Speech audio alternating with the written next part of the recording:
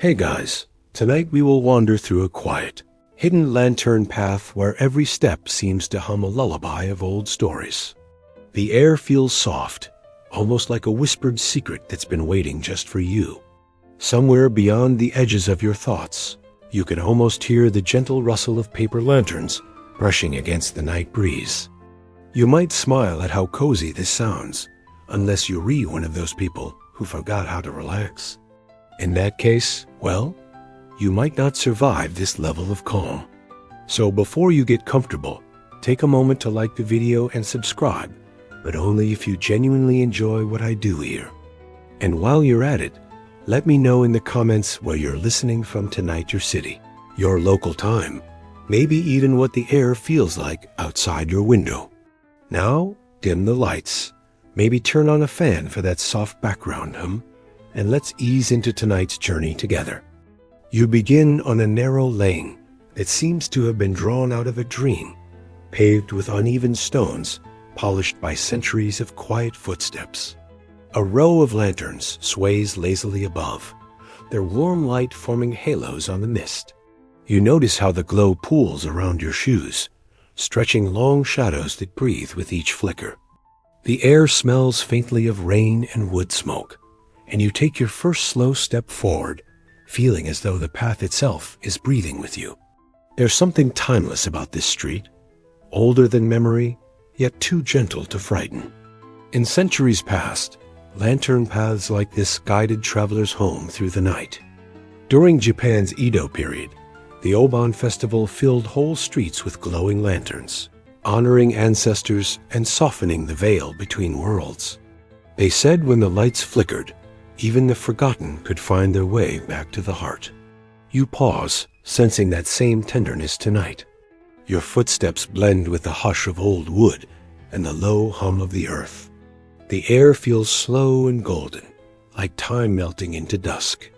A few lanterns sway slightly, bowing as if in greeting, their paper skins painted with cranes and clouds by hands long vanished. Somewhere in the distance, a soft laugh rises, the echo of a festival long past, and drifts away into the murmuring night. The path bends, revealing a small bridge arched over a sleepy stream. You step onto it, and the wood sighs under your weight. Beneath, the water murmurs secrets to the stones, carrying bits of fallen petals that glow faintly in the lantern light. You lean against the railing, feeling its smooth coolness beneath your fingertips. The night air here smells of jasmine and damp moss, a scent so quiet it almost feels like a sound. There's a certain humor in realizing that this place, so peaceful and slow, was once the center of lively processions. In the early 1800s, merchants and travelers walked such paths, carrying candles in bamboo holders, chatting about trade routes, poetry, and how to avoid stepping on stray cats, because somehow there were always cats. You smile at that thought. Some things, thankfully, never change. You keep walking, noticing how the lanterns shift in rhythm with your steps. Some hang from iron hooks, others from branches of old cherry trees. The petals, though out of season, seem to have lingered here, caught in the soft gravity of the light. It's strange these tiny flames don't fight the darkness. They simply coexist with it, like old friends sharing silence. You start to feel that the night isn't something to escape, but something to walk through slowly, like water. Every few steps, the path widens into small alcoves where benches rest beneath the glow. You imagine an old craftsman sitting there once, carving a lantern frame, his knife whispering across bamboo. In fact, historians have found records of lantern makers in Kyoto who believed each lamp carried a soul of light, hikari tamashi, or light spirit that stayed awake even after the flame went out. You glance at the nearest lantern and wonder whether it's quietly watching you back. The air cools, and a gentle mist begins to rise. It wraps around your ankles and curls toward your knees, playful like a cattail. You laugh softly, and the sound feels both yours and not yours, as though the night borrowed it for a while. The cobblestones gleam under a thin sheen of dew, reflecting the lanterns above like pieces of fallen sky. Somewhere ahead, you notice a faint rhythm, a soft tapping sound. As you draw closer, you realize it's the sound of a bamboo fountain, trickling water into a stone basin beside an old gate. The motion is repetitive, hypnotic. It reminds you that even time, when slowed enough, becomes just another form of breathing. You take another deep breath and feel the calm settle deeper into your chest. A few steps beyond the gate, a cluster of ancient houses stands close together, their roofs curved like sleeping animals. Their paper windows glow from within, hinting at lives once lived here. The clatter of chopsticks, laughter shared over sake, someone reading aloud from a scroll. You can almost sense their rhythm lingering in the wood. The path feels alive with stories, though none rush to be told. You stop for a moment beneath an archway of wisteria vines, their blossoms faintly silver under the lantern glow. The petals sway gently, brushing your hair, and you feel as though you've stepped into a dream that the world forgot to end. The breeze sighs again, carrying the faintest note of flute music from somewhere distant. You can't tell if it's real or memory, and that uncertainty feels strangely comforting. As the night deepens, the lanterns begin to flicker in unison, their light pulsing softly like a slow heartbeat. You realize that the path doesn't lead anywhere urgent. It simply continues quietly through time. Perhaps that's the secret of the hidden lantern path. It never asks you to arrive. It only invites you to stay. You close your eyes for a moment and let the soundscape wrap around you. The gentle creak of wood, the soft shuffle of leaves, the whisper of your own breath. You are not lost. You are wandering on purpose. And for tonight, that's all you ever needed to do. You step further along the lantern path, and the world begins to narrow into the soft, cobblestone streets of the old town. The stones beneath your feet are uneven, as though they had memorized every traveler who ever passed this way. Their edges are worn smooth by centuries of gentle persistence, like old friends who never learned to hurry. The light from the lanterns above glimmers across the stones in little ripples, catching puddles that mirror the faint orange of firelight. You wonder if the street itself is whispering tiny echoes rising from the past, brushing softly against the night air. The buildings lean close, their wooden beams darkened with age, as if the town has spent centuries listening instead of speaking. You walk between them slowly, and each window you pass seems to sigh. Faint reflections move across the glass, maybe candlelight, maybe memory. There's something tender about these walls, the way they tilt inward as though conspiring to protect the street from time. A breeze slips through the alley, bringing the scent of rain-soaked wood and faint spices. Somewhere nearby, someone might once have ground cinnamon, star anise, and tea leaves, because the air still carries the echo of warmth.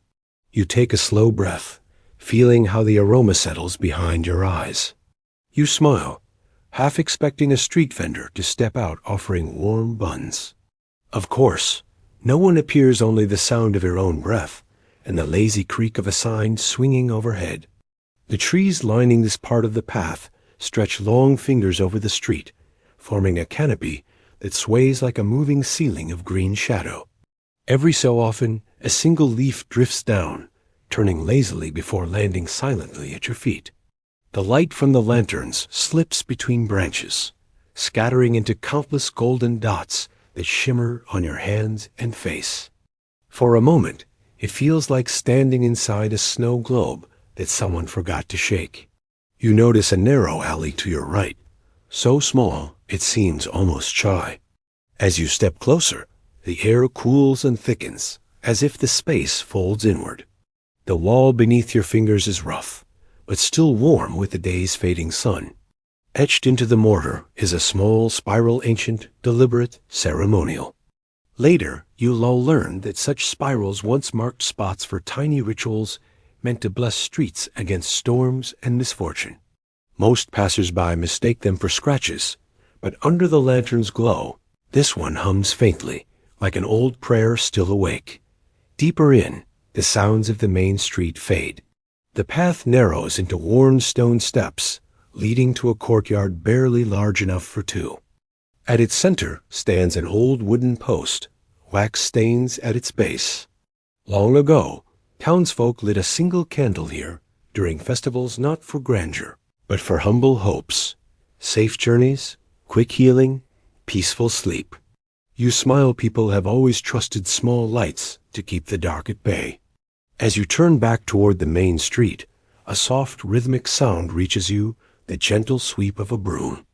A shadow shifts ahead, a lone figure, perhaps real, perhaps imagined, brushing fallen petals into a small, perfect pile. The motion is slow, graceful, like a dance performed for no one. You pause, watching in silence. Whether it's a caretaker or a memory, doesn't matter. The act itself feels tender. The street, you realize, is still loved. You whisper a quiet thank you into the air, and the breeze carries it away like incense smoke. When you step back onto the wider street, the view unfolds gently. Houses line the path with poised harmony, their tiled roofs curving like calm waves. The eaves are adorned with tiny cloud-shaped ornaments, weathered but dignified. You trail your fingers along a vermilion fence, its paint faded, but the wood beneath still strong. The faint sound of your touch hums like a temple bell in slow motion. To your left, a water basin rests beneath a gnarled tree. Lantern reflections ripple on its surface, little golden fish that never swim. You tap the water lightly, sending stars drifting across the night. You smile. For a moment, creation feels as simple as touch. As you walk further, the cobblestones slope gently upward. The air grows thinner, touched by a hint of cool mist drifting from somewhere unseen. The lanterns here are fewer, their paper faded and edges frayed, but their glow feels warmer, like a heartbeat that refuses to fade. You pause beside one, noticing a handwritten note tied to its frame. The ink has nearly disappeared, yet you can make out the faint outline of a poem. To those who walk slowly, may your steps remember the way. You smile. It's good advice, even for modern life, though you suspect your phone wouldn't appreciate that philosophy. At the corner ahead, you find an old archway carved from stone, its top covered in ivy. As you pass under it, the temperature shifts slightly. Even the air feels older here.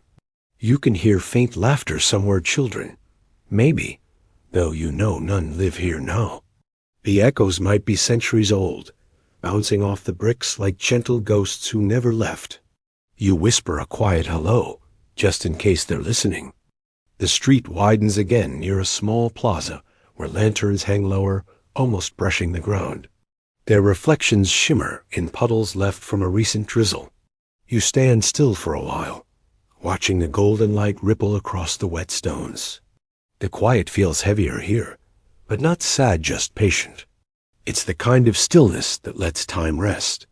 You take one more slow look around, the town breathing softly in rhythm with your heartbeat. Somewhere, a distant bell rings once, marking the hour. You can't tell if it's early or late. Here, hours seem irrelevant. You start walking again, and for a moment, you imagine that each footstep joins the long, unbroken chain of travelers who came before you, each one adding a tiny whisper to the street as endless lullaby.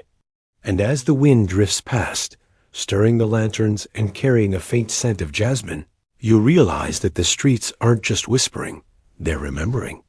They're keeping watch over the quiet moments people forget to keep for themselves. And tonight, you are part of that memory, walking slowly through the heart of a town that never needed to rush. The street bends once more and opens into a quiet canal bordered by mossy stone walls. The air changes here. It feels softer, cooler, touched with a faint scent of water lily and distant rain. The lanterns above lean closer, their reflections trembling across the surface of the canal like ribbons of gold slowly unraveling. You stand still for a moment, watching how the water seems to breathe with the night. The ripples move lazily, as if reluctant to disturb their own beauty. The breeze finds you gently, threading through your hair, carrying the faint fragrance of wet stone and blooming jasmine. It's the kind of wind that doesn't travel anywhere fast. It just wanders, the same way you do. You close your eyes, and for a second, you can hear the quiet symphony of the town, the creak of wood, the sigh of leaves, and somewhere, the distant hum of an unseen flute. It all fits together perfectly, like the world took a deep breath and decided to rest for a while. You open your eyes again and watch the lanterns sway above the canal. Their light dances softly on the water, bending around each ripple in slow, hypnotic motion. You lean against the railing, feeling the coolness of the carved wood beneath your hands. The grain of it feels ancient, each line a story you'll never fully read. Maybe that's all right. Some stories are meant to be felt, not understood.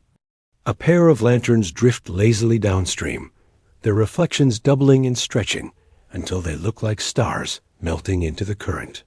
You smile, remembering that in the 12th century, during Japan's Obon Festival and China's Zhongyuan, families released lanterns on rivers to guide ancestral spirits back to the heavens. It was said that the floating lights helped the departed find peace, illuminating paths through both water and memory. The custom spread across Asia and beyond, finding new meanings in every shore it touched. Even now, in certain towns, people still gather quietly at dusk, lighting paper lanterns and whispering small wishes before letting them go. You imagine what your own wish might be, but tonight, you decide it's enough just to watch. A soft sound catches your ear, the faint, rhythmic splash of a paddle. You turn to see a small wooden boat gliding slowly under a low bridge. Its pilot, barely visible, moves the oar with unhurried grace, the ripples spreading in slow concentric rings. A lantern hangs from the bow, its orange light sliding across the dark water like a sleepy firefly. For a moment, it feels like you're watching time itself drift by. You chuckle quietly. If time really looked this peaceful, maybe nobody would mind getting older. The air thickens slightly with mist rising from the canal. It curls around your knees, silver in the lantern glow. You can feel each breath cooling in your chest, spreading outward like calm waves. The sound of the town fades until all that remains is the quiet conversation between wind and water. You take another step closer to the railing, resting your elbows and watching how every movement of the breeze transforms the reflections below. The lanterns no longer just shine. They shimmer, hum, and flicker in gentle rhythm. It's as though the night has found its own heartbeat. At the far end of the canal, a narrow bridge arches gracefully, its underside touched with faint light. Ivy dangles from its edges, rushing the water as it sways. You watch as one of the drifting lanterns floats beneath it and disappears into the soft dark beyond. You think about how many nights like this the bridge must have seen: festivals, rainstorms, secret meetings, perhaps even quiet promises whispered between travelers. The stones probably know more about love and loneliness than most poets ever will. The wind shifts direction, carrying the sound of a bell. It rings once, faint and round, as if reminding the lanterns to keep moving. You tilt your head up and see a small shrine perched on the opposite bank, its roof barely visible through the trees. A few candles flicker at its base. The water reflects their light in fragile streaks, stretching toward you like thin golden fingers. You wonder if someone still tends that shrine every night, or if it has learned to tend itself. As the breeze brushes your face again, you notice tiny ripples forming patterns that almost look deliberate circles, overlapping like laughter lines on the face of the canal. You dip your fingertips into the water. It's cool and impossibly smooth, like silk drawn across your skin. The ripples spread outward, and for a second, your reflection merges with the lantern light. You look like a part of the scene, now half shadow, half glow. There's an old belief, you recall, that each lantern released onto water carries not just prayers for the dead, but also the quiet wishes of the living. Some people write messages inside before letting them go. Apologies, hopes, or simple thank yous to no one in particular. You imagine writing a message of your own, something small like, "May the wind be kind." You chuckle softly. It's a humble request, but the breeze around you seems to approve. The water stirs again, a little faster now, as if waking from its trance. A few petals drift past tiny fragments of pink that glow faintly as they catch the light. The sight makes you think of time passing, gentle but unstoppable. And yet, nothing here feels lost. Everything just moves at the pace it's meant to. You breathe in the cool evening air, feeling it settle deep within you, smoothing out the edges of your thoughts. A lantern bumps lightly against the stone edge of the canal, tilts, and rights itself again, as if it refuses to sink. You find that oddly comforting. Maybe we're all a bit like that, soft but resilient, floating through dark water, glowing just enough to see the next few feet ahead. The thought makes you smile, slow and wide. The night deepens, but instead of growing darker, it seems to soften further, like velvet warmed by candlelight. The wind drifts past once more, wrapping you in its lazy song. You close your eyes and listen. There's no hurry to leave, no reason to speak, only the hush of water, the rhythm of breath, and the glow of lanterns slowly carrying the past downstream. The path winds away from the canal and leads you toward a tall, weathered building tucked behind a screen of cedar trees. Its wooden doors, dark with age, stand half open, as though they have been waiting centuries for someone quiet enough to enter. You step across the threshold, and the air changes instantly cooler, stiller, perfumed with the faint scent of parchment, ink, and candle wax. The noise of the world fades, replaced by a hush so deep that even your heartbeat feels polite. You blink, letting your eyes adjust to the dimness. The library breathes softly, alive in its stillness. Golden candlelight spills across endless shelves, where dust drifts like slow galaxies. Each creak beneath your feet feels like a quiet welcome. At the room's center, a single candle flickers on a round oak table, its flame bowing gently to the wind, slipping through narrow panes. Warm light brushes open pages. The books seem to lean toward it, hungry for glow. You step closer, the scent of aged paper rises, sweet and dry, comforting in its decay, like time itself resting peacefully in the dark. You run your fingers along the spines of the nearest shelf. The leather feels cracked and velvety, embossed with faded gold lettering. Some titles you can still read. On the Movement of Stars, a study of wind patterns in the Southern Isles, letters to a distant friend. Others have worn completely blank, their names lost to time. There's something soothing about their quiet anonymity, as if they've accepted that meaning can survive, even without words.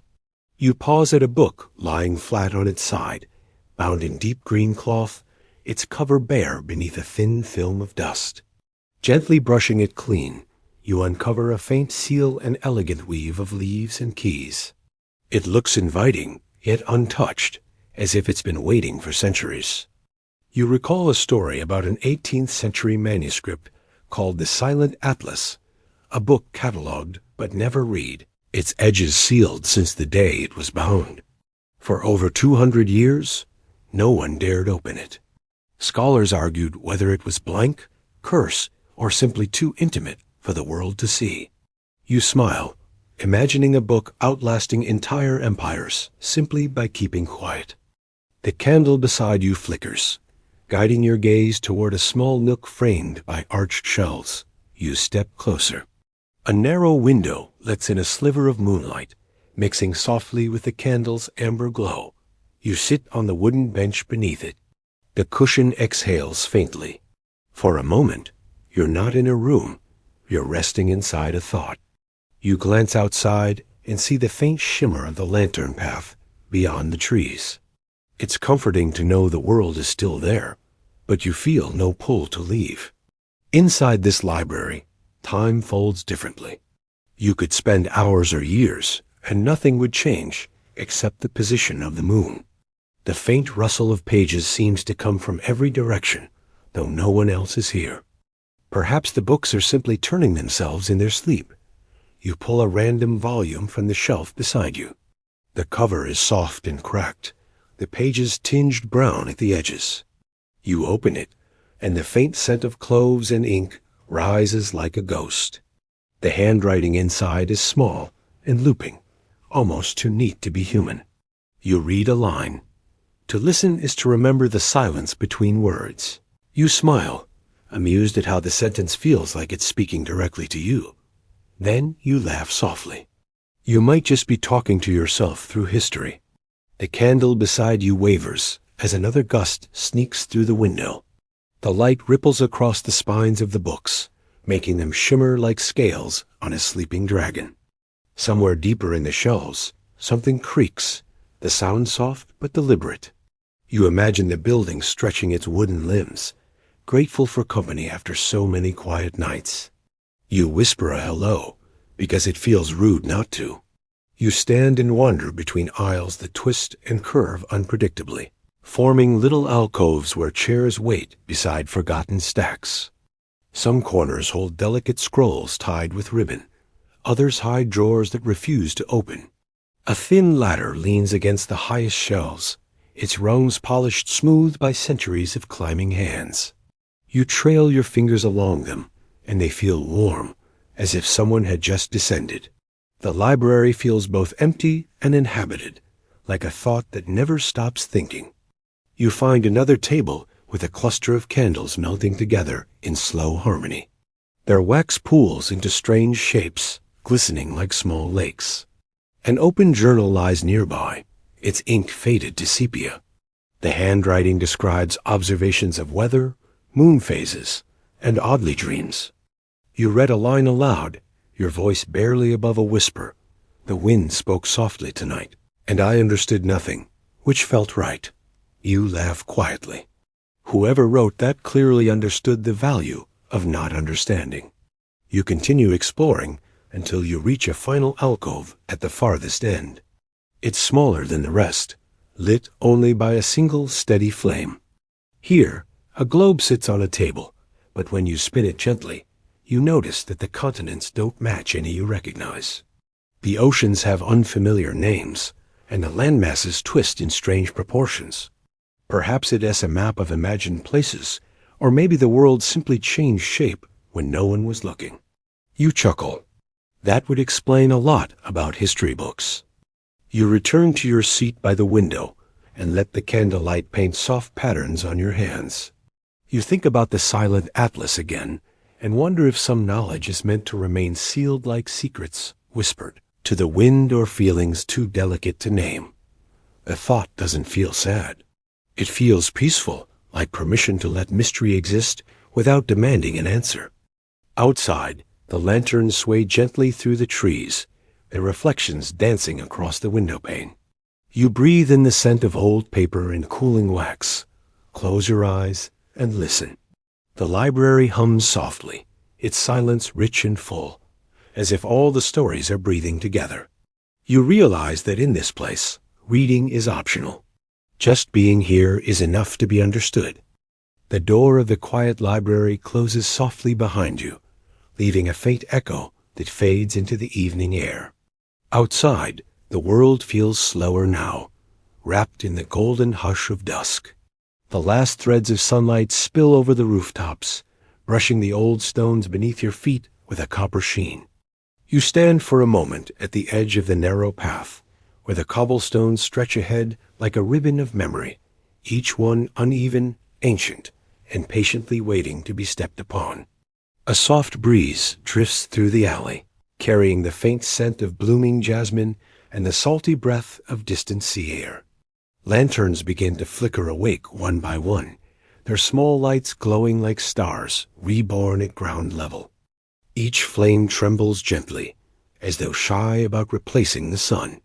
The warmth from them paints long shadows across the stones, and those shadows sway with your movements, like companions quietly following behind. You start walking. The cobblestones feel cool through your shoes. each step a tender connection to centuries past. These streets have known countless footsteps, merchants, poets, travelers, and dreamers, all guided by the same fading light that now kisses your shoulders. The sound of your steps mingles with the low hum of evening insects and the occasional chime of a distant bell. There is a rhythm to it all, a quiet heartbeat that seems to pulse through the entire town. As the sun dips lower, the sky deepens from amber to rose, then to the soft violet of approaching night. The air feels thicker, scented with the day's warmth, yet calm as if holding its breath for something sacred to begin. You pause beneath a maple tree, where its leaves shimmer like molten gold in the last light. A gentle rustle brushes your ear, not loud, just a whisper of nature keeping its own slow time. Along the path, shop windows glow faintly. Inside, you glimpse old crafts, glass bottles filled with colored sand, calligraphy brushes resting beside porcelain inkstones, small wooden figurines carved into shapes of cranes and foxes. Each display looks untouched, frozen in perpetual twilight.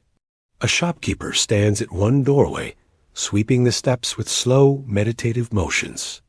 When your eyes meet, they nod silently, a gesture both greeting and blessing. You continue onward, guided by the rhythm of the street and the shifting light.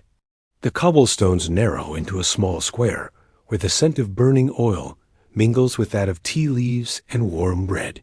Here, the first signs of the festival begin to appear. Red banners strung across alleys, lanterns shaped like lotuses, fish and moons. Children chase one another with paper fans, their laughter floating like fireflies. Musicians tune their instruments softly, the pluck of a shamisen, the low hum of a bamboo flute. This town, you recall, holds one of the oldest festivals of light in recorded history, a celebration that began nearly 500 years ago. Legend says it started after a long stormy season that left the village in darkness for months. When the skies finally cleared, the townspeople gathered and lit their lanterns as a prayer of gratitude to the stars that had returned. Over time, the ritual grew into an annual event. Each household would light one lantern for memory, one for hope, and one for peace. You imagine those early nights, centuries ago, the streets much the same as now, the air filled with the same smell of oil and smoke. People would walk barefoot on the cobblestones, carrying their lanterns toward the central square. The flickering lights would meet and merge, weaving together into a river of gold through the town. From the nearby hills, it must have looked like the earth itself was burning gently in joy. As you walk, a group of young volunteers begins hanging strings of smaller lanterns from tree to tree. They laugh softly, working in sync, their faces glowing under the first pale moonlight. One lantern slips from its string and rolls toward your feet. You pick it up carefully. It's made of delicate rice paper, painted with a small crane mid-flight. The volunteer who dropped it smiles gratefully and says, "Every light has its path." You nod, returning it, and continue walking, the words lingering in your mind. Soft footsteps blend with the distant murmur of a crowd as the street curves to reveal a small stone bridge over a narrow canal. Lanterns shimmer on the water, hundreds of tiny suns trembling with each ripple. You rest against the railing, watching fire and water meet, while a faint flute melody drifts through the breeze, wistful as a half-forgotten story. You cross the bridge and follow the path up a gentle incline. The cobblestones here are smoother, more worn, as if polished by the countless souls that once walked toward the festival's heart. The sky now deepens into indigo. The last glow of daylight lingers behind the mountains, painting their edges with fading gold. Above, the first stars appear, shy but insistent, dotting the heavens in quiet rhythm with the lanterns below. Finally, the path opens into a wide courtyard paved with stones the color of moonlight. The crowd gathers slowly, murmuring with anticipation. The lanterns, now fully lit, sway in unison, their reflections turning every polished stone into a glimmering mirror. A hush falls as an elder steps forward, holding a single larger lantern, the lantern of remembrance. It's tradition, you recall, for this lantern to be the first released into the night, symbolizing gratitude to the ancestors who once walked these same cobblestones. The elder raises it high. A breeze stirs, lifting the silk panels just enough to make the flame inside tremble but not die. Then, with both hands, the lantern is released. It rises slowly, gracefully, as if savoring the moment between earth and sky. The crowd exhales in quiet wonder. One by one, others follow, crimson, gold, ivory, sapphire, until the air is filled with floating light, each lantern carrying a small wish upward. You stand there, gazing upward as the glowing orbs drift higher, merging with the stars. The cobblestone street beneath your feet still hums faintly with the footsteps of history. The stones remember. Every year, every flame, every whispered prayer. And tonight, they hold yours too, tucked somewhere among their ancient cracks, glowing softly even after you walk away. The night deepens, yet its silence feels soft and welcoming. You follow the faint sound of water and find yourself beside a wide, gentle river that winds through the town like a silver thread. The glow of lanterns reflects across the surface, each light rippling and merging into another, as if the stars themselves had descended to rest upon the water. The air smells faintly of moss, charcoal, and something warm, floral, and sweet, tea. A few figures sit by the riverbank, their silhouettes calm against the lantern glow. A low wooden table has been placed on the smooth stones, and on it rests a small teapot, several clay cups, and a kettle suspended above a bed of glowing coals. You are invited to sit, and as you lower yourself onto the woven mat, the ground feels cool, grounding you to this quiet moment. Someone smiles and pours a ladle of water into the kettle. The soft sizzle that follows is almost musical, the first note in an unhurried symphony of warmth. The person leading the ritual, an elderly woman with hair like silver silk, moves with deliberate grace. Each gesture is slow, almost meditative. Her sleeves fall like gentle waves as she opens a small pouch of dried tea leaves. She doesn't speak. Her hands do all the talking. You watch as she holds the leaves briefly beneath her nose, closes her eyes, and breathes in. Then she passes them around. When the pouch reaches you, the scent rises, earthy, floral, faintly woody, with a memory of rain-soaked soil. The woman begins to explain in a quiet voice that sounds almost like the river itself. "This tea," she says, "is meant for twilight. Our ancestors believed that at dusk, the spirit of the day meets the spirit of the night. To drink tea between those two realms is to find balance, neither fully awake nor fully dreaming." She gestures toward the river. The reflection of the sky glimmers like molten glass, and the soft rustling of reeds forms a natural rhythm beneath her words. "In the old dynasties," she continues, "it was common for scholars to gather by the water at sundown. They would bring their tea sets and read poetry aloud while the light faded. Some would float cups downstream as a playful ritual, to see whose poem traveled farthest before sinking. It was called Liu Shui Cha, the flowing tea gathering. You picture the scene unfolding. Rows of scholars in flowing robes seated along a winding river, their soft laughter mingling with the songs of evening birds. Tiny cups drift downstream like fragile paper boats, each bearing verses written in ink, destined to blur with the current. The image feels serene, almost sacred, a quiet celebration of impermanence, where beauty was found, not in lasting things, but in the gentle act of letting them go. The sound of the kettle brings you back to the present. Steam curls upward, catching the lantern light in delicate threads. The woman lifts the kettle and pours a thin stream of water into the teapot, letting it swirl over the leaves. The aroma deepens instantly, unfurling into layers of sweetness and warmth. She closes the lid, waits, and then taps it 3 times with her fingers. a gesture of respect to the spirit of the tea. As you watch her pour, you notice how every movement aligns perfectly with the rhythm of the world around her. The steady flow of the river, the quiet rustle of bamboo, leaves the distant hum of a flute carried by the wind. There is no hurry. The sound of water meeting clay becomes a form of music, gentle and unbroken. When your cup is placed before you, it glows amber in the lamplight. You lift it with both hands, feeling the warmth seep into your palms before it ever touches your lips. The first sip is almost weightless, a whisper of roasted chestnut, honey, and wood smoke. Then the taste blooms, round and calm, like the slow unfolding of a thought you didn't know you were having. The river seems to flow quieter. Even your breathing finds its own rhythm, deeper, slower, as though following the tea's lead. Someone nearby begins to hum an old folk melody.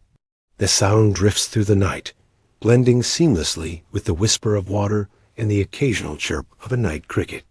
The woman smiles but says nothing. Her silence is full, like the pause between verses in a song.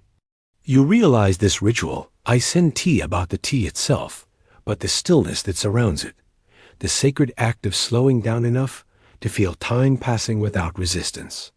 A small wooden tray is passed around, holding dried plum slices and candied ginger, simple offerings that complement the tea's warmth.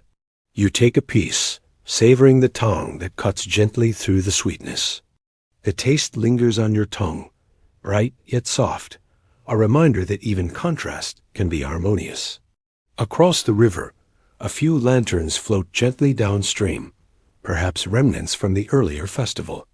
Their light wobbles with the current, fading slowly into distance. You think about the scholars and their drifting cups, about how each carried a wish or a line of poetry, and how even now, centuries later, that same current still moves beneath your gaze. The river remembers. The woman refills your cup one last time. When the tea cools, she says quietly, you must drink it anyway. Warm or cold, its nature remains the same. You nod, understanding that she isn't just speaking of tea. The night grows cooler, but the warmth in your chest stays steady. The lanterns reflect across your cup like fragments of broken constellations. The world narrows to this moment, steam, water, and breath mingling into one gentle silence. When the ritual ends, the woman gathers the empty cups, rinsing each one in the river. The water ripples softly, swallowing the last traces of tea. Tomorrow, she murmurs, the river will carry these drops to the sea. And somewhere, perhaps, another hand will draw from that same water to make tea again. You stand, bow slightly, and thank her. She returns your gesture with a serene nod, then begins to pack her tools with unhurried care. The night hums softly around you. The scent of tea still clings to the air as you turn to follow the lantern-lit path once more. Behind you, the river whispers, endless, calm, and knowing. You keep walking beside the same river, though now the path has narrowed into soft earth lined with reeds. The night air carries the faint perfume of lotus and damp wood. The water beside you is almost perfectly still, as if holding its breath, waiting for something gentle to happen. The lanterns that hang from nearby poles tremble slightly in the breeze, and their reflections on the water seem to double the world. One above, one below, both shimmering softly like a dream seen through half-closed eyes. The people who gather here each evening move slowly, speaking in hushed tones. Some carry baskets filled with small paper lanterns, shaped like lotus blossoms. Others bring candles, incense, or folded slips of paper covered in neat brushstrokes. You kneel near the river's edge, watching as one of them lowers a lantern into the water. The flame flickers, steadies itself, and then begins to drift, pulled by the faintest current. Dozens follow, each one joining the quiet procession downstream. The reflections of the lanterns mesmerize you. Each ripple scatters the light, turning the river's surface into silk woven with drifting gold. You notice how every flame burns in its own way, some bold and steady, others trembling like shy thoughts. Together they form a quiet gallery of glowing hearts, each pulse a soft story told in light, whispering gently across the moving water beneath the night sky.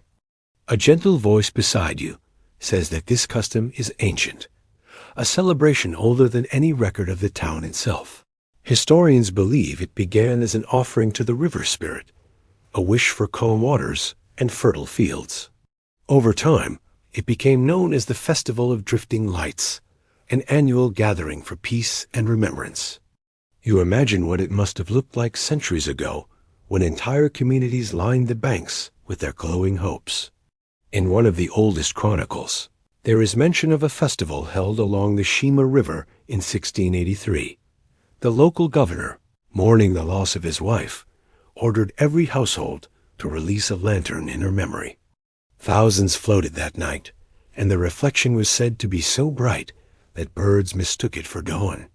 The townsfolk believed the sight healed the governor's grief, at least enough for him to smile again. From then on, the ritual became a promise that light could carry love, loss, and gratitude together down the same stream. You watch as another lantern drifts by, its paper petals glowing softly. Someone has drawn a tiny crane on its side, wings open mid-flight.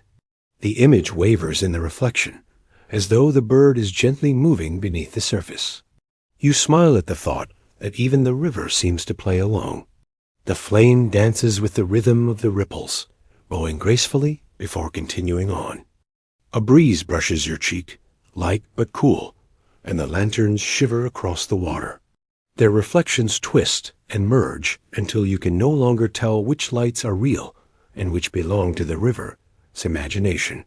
For a moment, it feels as though you too are part of that mirrored world, a small flicker drifting between air and water, night and silence. Across the bank, you see a child releasing her first lantern, guided by her grandmother's steady hands. The old woman whispers a wish before letting go, and together they watch it glide away.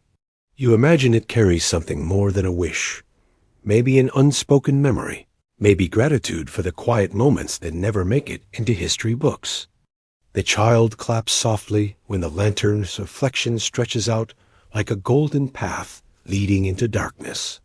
A man nearby raises a bamboo flute to his lips, and the first notes drift out like mist rising from quiet water. The melody winds gently through the night, curling around the lanterns, as if tucking them into their slow, glowing journey downstream. Each tone bends and lingers, echoing softly against the ripples and the faint hum of the breeze. You draw in a deep breath, letting the music settle through you like calm rain. It doesn't feel performed, but uncovered, something ancient and patient, waiting in the air for centuries until someone finally chose to listen. The surface of the river grows even smoother. The flames now look like stars trapped under glass. You crouch closer and see your own face among them, the reflection blurred and dappled with light. You realize how similar people are to lanterns, each carrying a fragile flame through time, trying to stay upright in the current. Maybe that is what this festival has meant, to remind everyone that we are all drifting lights, shining together for a brief moment. The flute pauses. For a few seconds, there is only the soft lap of water against stone. Then a voice calls out a quiet blessing that ripples through the crowd. May your light find calm waters. The response comes not in words but in motion. More lanterns released, more soft hands letting go. You can almost feel the collective exhale, the subtle shift when everyone realizes they've been holding their breath. You sit back and let the stillness settle around you. The smell of warm wax and river mist mingles in the air. A single moth flutters close, drawn to the glow of a nearby lantern. It circles twice, then disappears into the dark. You chuckle softly to yourself, thinking the moth probably has no idea it just participated in centuries of tradition. As the last of the lanterns drift out of sight, the town's noise fades until there's only the whisper of the current. The reflections stretch farther and dimmer, fading like memories at the edge of sleep. You rise slowly, brushing the dew from your hands. Somewhere behind you, a bell rings, one soft note marking the end of the festival. The river glimmers softly, carrying the last traces of light downstream. You linger by the railing, eyes following the gentle drift until the final glow dissolves into the dark. For a moment, the world feels paused. Only the whisper of water and the sigh of the wind remain. Then you turn back toward the path, where a handful of lanterns still sway, their golden light trembling like quiet hearts. They seem to wait for you, patient and kind, ready to guide your next slow step into the deep, peaceful night. You wander away from the river, following a narrow lane that curves behind old wooden houses. The air here feels cooler, as if it has passed through a century of shade.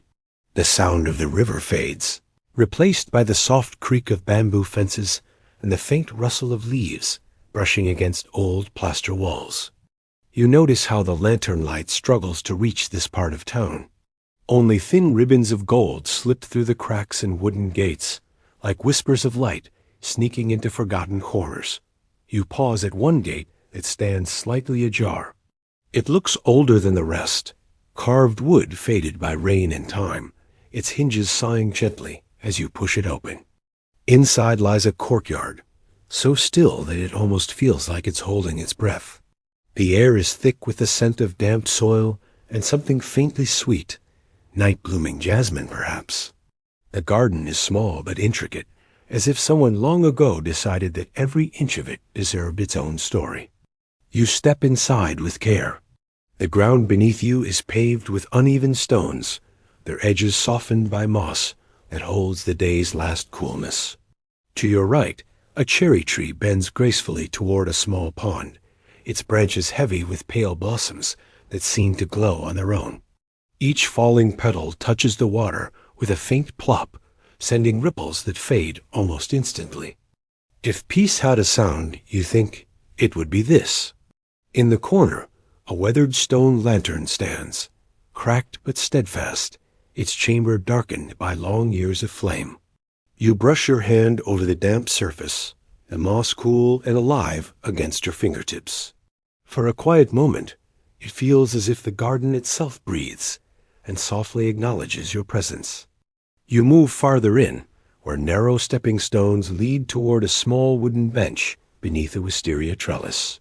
The flowers hang like soft curtains of lavender silk, swaying faintly each time a breeze drifts through. The scent is light but intoxicating, a perfume that feels both nostalgic and new. You sit for a moment, letting the garden wrap itself around you. Every sound seems to slow. Even your heartbeat falls into rhythm with the rustling leaves. In the far wall, you notice a faded mural carved into the stone, a pattern of cranes flying over waves. Their wings are chipped, their eyes half erased, yet they still seem to move when the light flickers through the branches. You wonder who carved them and why. Perhaps it was meant as a wish for longevity or peace, or maybe it was simply someone's quiet act of devotion. The thought makes you smile. Not every creation needs to be loud to last. As you rise to explore, you find a small doorway, half hidden behind creeping ivy. It's so narrow that you have to turn slightly to pass through. On the other side lies another courtyard, smaller, quieter, almost secret within a secret. Here the air feels heavier, and the sound of your footsteps fades entirely. The only movement comes from a single bamboo fountain that tips and empties itself with a gentle toke, then fills again. That repeating sound has a way of settling into your chest, steadying your breath. There's something unusual about this inner garden. At its center stands a circular stone basin, filled not with water, but with sand. The surface has been raked into spirals that look like ripples from an invisible drop. You bend closer and notice a faint shimmer in the sand, tiny grains of crushed glass catching the lantern light. Someone has mixed them in deliberately, so that even darkness cannot take away the garden's quiet glow. A local caretaker appears at the far end, walking slowly with a lantern in hand. He greets you with a small nod and says that few visitors ever find this courtyard. It used to belong, he explains softly, to a scholar who never left town but built this space to study the world through stillness. You ask if the scholar left any writings behind. The man shakes his head, smiling faintly. No books, only gardens. He goes on to tell you a curious story, one that townsfolk still whisper about. Long ago, during an unusually harsh winter, this very garden bloomed overnight. Every tree and vine sprouted flowers despite the frost. Some believed the scholar had performed a secret ritual. Others said the earth itself responded to his calm heart. No one could explain it, and when spring came, the blooms faded as quickly as they had appeared. To this day, no botanist or historian can verify the tale, but the locals insist that the soil here holds a peculiar warmth, even in midwinter. You kneel near the basin, brushing a fingertip across the glittering sand. It feels cool, yet somehow alive, as if the faint energy of the story still hums beneath the surface. You wonder if the scholar's secret wasn't magic, but mindfulness, that deep, quiet attention which can make even stone seem to breathe. The idea makes you laugh softly to yourself. Perhaps enlightened is just another word for good gardening. The caretaker chuckles when he hears you. People forget, he says, that stillness grows things too. He sets his lantern down on the edge of the sand basin, and its light dances in the spiral patterns, turning the grains into tiny stars. The glow reaches the ivy-covered walls, revealing faint traces of old calligraphy, single characters for peace, wind, and return. The brush strokes are faded, but their meaning remains. You sit in silence for a while longer, letting the steady rhythm of the bamboo fountain mark the passage of time. Every few seconds, the toke of falling water punctuates the night like a heartbeat in slow motion. Above, the wisteria sways again, scattering petals that drift lazily through the air before coming to rest on the glowing sand. When you finally stand to leave, you feel as though you've stepped out of a thought rather than a place. The gate creaks closed behind you, but the calm lingers, following you back onto the narrow street. You glance once more at the crack between the wooden slats. A sliver of light still glows within, as if the hidden garden continues breathing quietly, waiting for the next wandering soul to notice. You step away from the quiet courtyard and find yourself entering a narrow alley. The air feels different here, still, warm, touched by the faint scent of beeswax and wood smoke. Small candles, set inside clay holders, line the walls at shoulder height. Their flames flicker softly, painting ripples of gold across the old bricks. The stones under your feet are uneven, polished by countless footsteps. You slow down, instinctively lowering your own steps to match the hush of the place. The sound of your movement feels respectful, like whispering inside a dream that doesn't belong to you. A cat darts across the path, its fur catching the candlelight for an instant before vanishing into shadow. You smile, half expecting to hear the rustle of silk robes or wooden sandals behind you. These alleys seem to remember more than they reveal. In many old towns, streets like this once served as meeting places for poets, musicians, and wandering monks. They gathered quietly after dusk, trading verses, melodies, and news.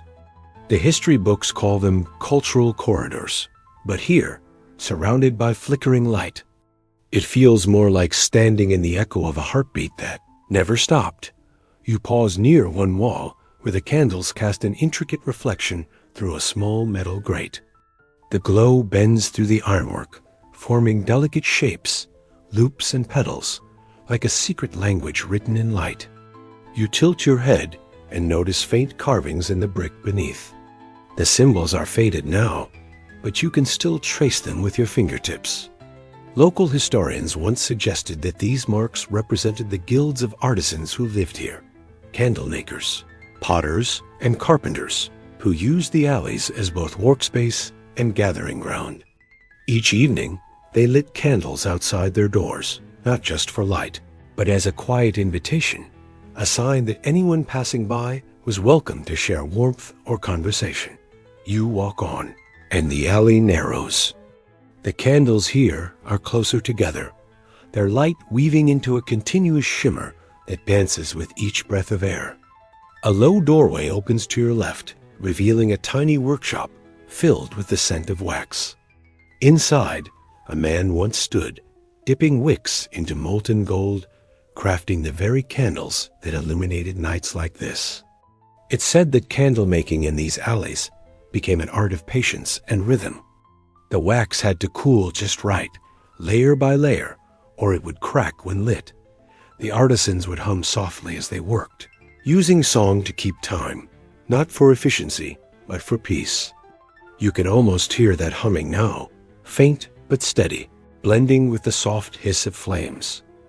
Farther ahead, the alley opens slightly, revealing an archway draped in climbing ivy. Beyond it, another passage crosses at an angle. The meeting of the two alleys creates a small square where a single tall candle burns inside a glass lantern. Its light trembles against the cobblestones like a heartbeat. You stand there a while, letting your eyes wander over the rough walls, the uneven bricks, the faint echo of laughter carried on the wind. Once, perhaps 200 or 300 years ago, musicians might have gathered here with flutes and drums. The music would have floated upward between the walls, caught and held like a memory refusing to fade. You lean against the wall, feeling its coolness against your shoulder. The rhythm of the candle flames becomes hypnotic. Each one seems to breathe, inhaling shadows, exhaling gold. You wonder if the people who lived here long ago knew how beautiful their nights were, or if beauty was just something they lived through without noticing. The alley hums softly with that thought, like a calm pulse beneath everything. A gust of wind rushes through, dimming a few flames before they steady again. Their resilience feels almost human. You crouch to relight one that's gone out completely, shielding the new flame with your hand until it catches. A tiny circle of warmth spreads again, gentle and sure. You whisper to yourself, half joking, "There, now balance is restored." At the far end of the alley, a small wooden sign hangs crookily from an iron hook. The letters are nearly unreadable, but you make out something like the Way of Light. The name suits it. In many centuries past, this very network of alleys was known as the Lantern Quarter. Merchants and travelers alike would meet here to share news and tea. It wasn't grand like the Central Plaza, but it was where real connections happened, where stories began, where friendships were sealed with a bow and a promise rather than a contract. It's said that diplomats from distant lands once slipped quietly into these candlelit lanes to exchange gifts or ideas away from watchful eyes. You reach the sign and touch its edge. The wood feels brittle but kind, as if holding centuries of greetings and farewells. A faint engraving near the bottom catches your attention. 2 interlocking circles, symbolizing unity. That small detail makes you smile.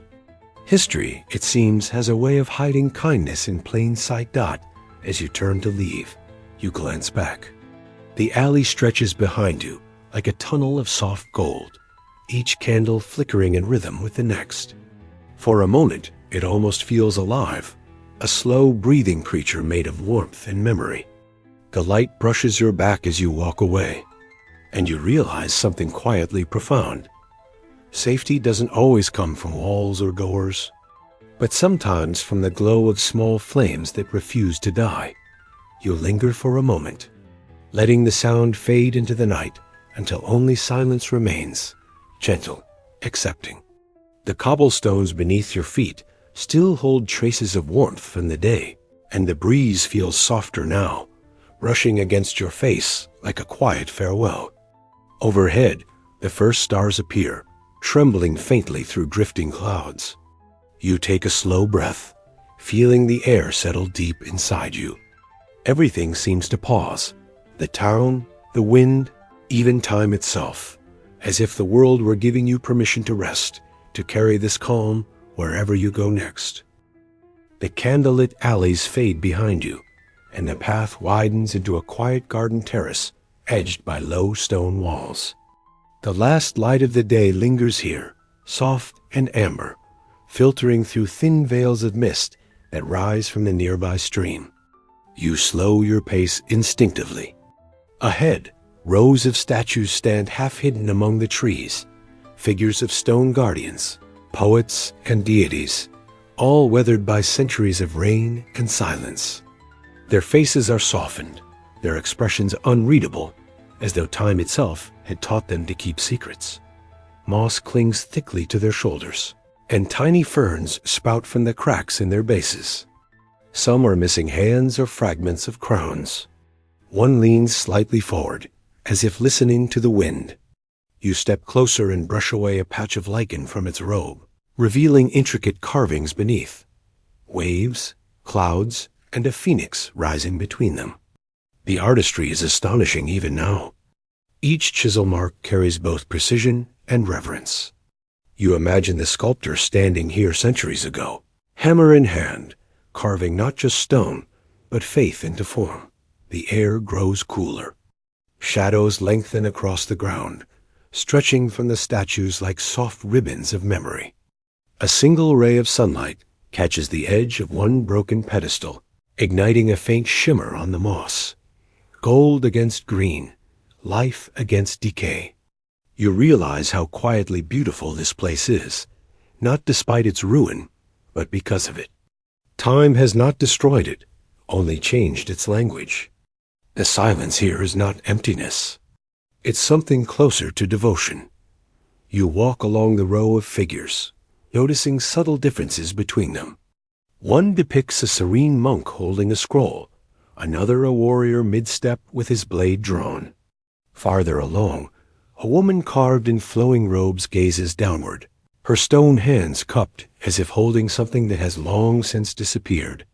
Locals call her the Keeper of the Wind, though no one remembers why. According to a half-forgotten legend, there was once a small bronze sphere resting in her palms, a wind chime that never made a sound. Travelers claimed that on certain nights, when the moon was high and the air utterly still, her expression would change. Her lips parting slightly as if to whisper. You pause before her now. The carving is exquisite. The folds of her robe seem to move with invisible currents. And her eyes, though unpolished, hold an uncanny depth. You find yourself leaning closer, expecting perhaps to hear that rumored whisper. But there's only the faint hum of cicadas and the slow rustle of leaves. Still, something about her presence lingers in you. A feeling of being watched not with judgment, but with quiet understanding. Beyond her, the garden grows denser. Vines drape over the statues like curtains, weaving them into the landscape. The earth smells rich and damp, a reminder that all things, no matter how grand, eventually return to soil. You pass a low wall etched with ancient script. The characters are nearly gone, erased by weather and moss. But a few remain legible. All that stands must one day bow to the light. You repeat the words softly under your breath, unsure if they are a warning or a benediction dot as the sun sinks lower. The statue's shadows grow long and intertwined, merging until it's hard to tell where one ends and another begins. The effect is hauntingly beautiful, a tapestry of forms painted by the hand of time. You notice that the shadows seem to move differently than the trees around them, shifting a heartbeat slower, as though the statues exist in a slightly different rhythm of the world. You wonder if anyone has studied that. Probably not. Places like this tend to be left alone. Their mysteries allowed to sleep. At the terrace's center stands a towering guardian, its helm cracked, eyes hollow. Beneath it lies a sealed stone chamber, found decades ago, one no tool has ever opened. Archaeologists tried blades, drills, even lasers, but the stone dulled them all, as if defending itself. They finally abandoned the effort, leaving the statue to its silent watch. Some claim it guards royal offerings. Others, a tomb that forbade discovery. Yet a quieter belief lingers still, that the chamber was never meant to contain, but to keep something from emerging. You step closer to the guardian. His expression, though eroded, feels strangely alive. The setting sun catches in the hollow of his eyes, making them glow faintly, two pools of molten gold. For a moment, you almost think you see movement within the light, like the flicker of breath behind stone. A chill runs through you, not of fear but of awe. You bow your head slightly, a small gesture of respect, then step back. The light fades, and the eyes return to shadow. The evening deepens. The statues now stand like silhouettes against a twilight sky streaked with violet and copper. A light mist curls around their feet, blurring their bases until they seem to float above the earth. You find a flat stone and sit, letting the quiet settle around you. The longer you look, the more the statues seem to shift subtly.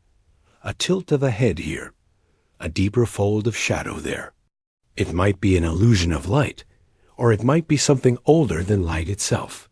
Somewhere beyond the trees, a bell tolls once, low and resonant.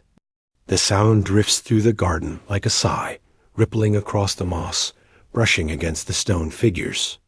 You realize that everything here, the moss, the shadows, the air, has learned to move in harmony with time's slow breathing. Perhaps that's what endurance really means. Not defiance, but grace. When you rise to leave, the last rays of sun slip away and the statues fade into darkness. For a heartbeat, you imagine that the keeper of the wind tilts her head ever so slightly toward you, as if acknowledging your presence. The thought warms you. You bow once more before stepping back onto the path. Behind you, the garden holds its silence, not empty, but full, as if each shadow still remembers the light it once contained. Dawn arrives quietly, almost shyly, as if it doesn't wish to disturb the dreams still clinging to the earth. The first light spills over the ridge in thin gold ribbons, brushing the treetops and catching in the folds of mist that hover near the ground. The air is crisp, tinged with the scent of wet earth and pine. As you walk forward, the path leads to an ancient stone staircase carved into the hillside, steps worn smooth by centuries of feet. Each depression a silent record of those who once climbed before you. Beads of dew rest on the edges of the stones, trembling with the faintest movement of air. In the early light, they look like tiny worlds, perfect, self-contained, holding fragments of the sky within. You crouch for a moment to watch one quiver and slide down the groove of an old carving. It leaves a thin silver trail behind, vanishing into the next crevice as if swallowed by time itself. Somewhere in the distance, a bird calls, a long, rising note that feels both greeting and benediction. The steps stretch upward through the mist, disappearing into a soft blur. A wooden handrail, darkened by rain and age, runs along one side. The wood feels damp beneath your touch, cool and slightly rough. Each step creaks faintly under your weight, not from the stone itself, but from the whisper of moss that has made its home in the cracks. The rhythm of your ascent feels meditative, each motion echoing like a heartbeat. These steps, you remember reading once, were built during the late Heian period, more than 900 years ago. They led to a hilltop temple known as Tsukig's Dera, or Temple of the Moon's Reflection. The monks who constructed it believed that the act of climbing the staircase at dawn mirrored the soul's journey toward enlightenment, a slow, deliberate rising from shadow into light. For centuries, pilgrims from distant provinces came here before sunrise, some barefoot, to perform the ritual ascent. Records tell of poets and scholars who wrote verses halfway up, inspired by the play of morning mist upon the stone. There is one story, however, that has never left the local lore. During a spring in the 12th century, the region was struck by weeks of unrelenting rain. The river swelled, villages flooded, and the lower half of the staircase was buried in mud and debris. When the rain finally ceased, the monks began clearing the steps. Beneath the silt, they found a single stone that had cracked cleanly in two, not jaggedly, but along a perfectly straight line. Inside the fracture, pressed between the halves, was a thin layer of gold leaf, bright and untouched by the storm. No one knew who had placed it there, or why. Some said it was a sign of divine protection. Others believed it marked the exact point where earth met heaven. The repaired stone still rests among the steps today, its golden seam glinting faintly whenever the sun finds it. You reach that very step now. The line of gold is faint but unmistakable, a soft gleam beneath a veil of dew. You rest your hand upon it and feel the chill of the stone seep into your skin. For a brief moment, the boundary between history and the present blurs. The breath of the morning seems to deepen, as though the hill itself remembers. You imagine monks in white robes moving slowly up this same path, their chants blending with the murmur of wind through cedar leaves. Higher up, the mist begins to thin. The staircase opens onto a landing, bordered by wild grasses and a few lingering cherry trees.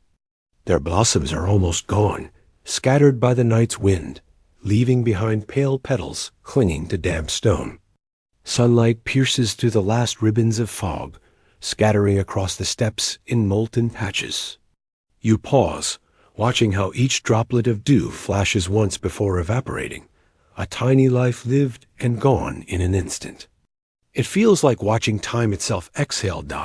At the top of the landing stands the temple gate, simple, wooden, weathered to a silvery gray.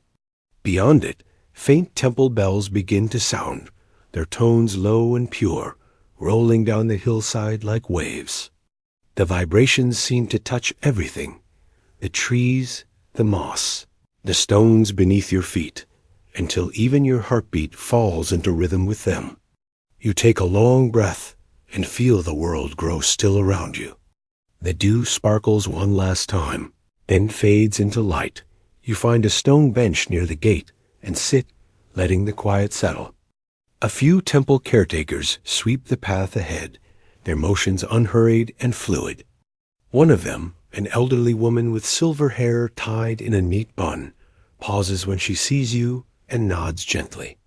She gestures toward the steps below and says softly, "They remember everyone who climbs them." Then she smiles and continues her work, her broom brushing against the stones with a sound like soft rain. You look back down the staircase. From here, the steps seem endless, flowing downward into the mist like a river of stone. The air shimmers faintly where sunlight touches dew, turning the whole slope into a cascade of light. You realize that, in this moment, nothing about the scene feels old, only eternal. The moss, the water, the stone, they have simply learned to exist together, in quiet patience. When you finally rise, you do so slowly, reluctant to break the stillness. The dew has nearly vanished, leaving behind a faint scent of earth and cedar. As you walk through the temple gate, you glance back once more. The golden seam in the cracked step catches the light again, a brief flash, like the blink of an eye between centuries, and then it's gone. Morning unfolds slowly, soft as breath, carrying a quiet truth, that endurance isn't defiance of time, but harmony with it. The light touches old stones, and they seem to remember how to shine.